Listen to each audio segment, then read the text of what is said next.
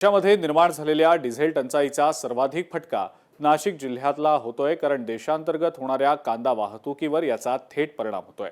Diesel अभावी कांदा व्यापारी आणि कांदा उत्पादक अडचणीत आले। नाशिक जिल्ह्यातनं मोठ्या प्रमाणावर कांदा व्यापारी देशातल्या विविध शहरांमध्ये कांदा विक्रीसाठी पाठवत असतात। मात्र डिझेलच्या टंचाईमुळे कांदा वाहतुकीसाठी सध्या ट्रक उपलब्ध होत नाहीयेत।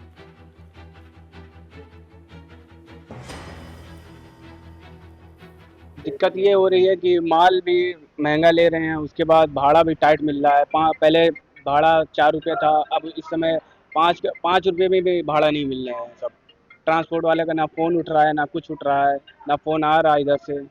तो गाड़ी मिल तो रही है, बहुत बहुत टाइट है, और जब मिल रही है तो वो रास्ते में रुक जा रही है। कहीं जबलपुर रुक जा रही है, कह रहे हैं डीजल नहीं मिल रहा है, तो कहीं रीवा रुक जा रही है, तो कहीं इलाहाबाद रुक जा रही है। तो इसी वजह से जो गाड़ी 3 दिन में पहुंचने वाली थी वो 5 दिन में पहुंच रही है। नाही का, सरकार डिझेल देत नाही वेळेवर, बाजारमध्ये गेल्यावर बाजार भेटत नाही, नुकसान आहे निसर्गाचं।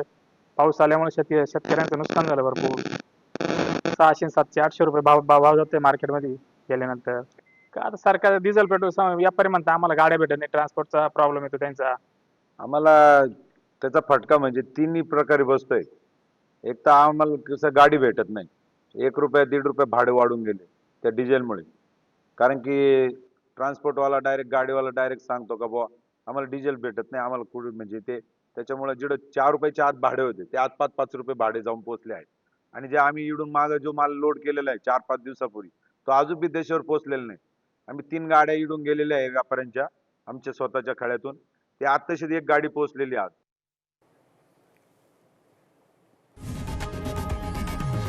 लोकशाही मराठी ऐका, पहा, जागरूक रहा।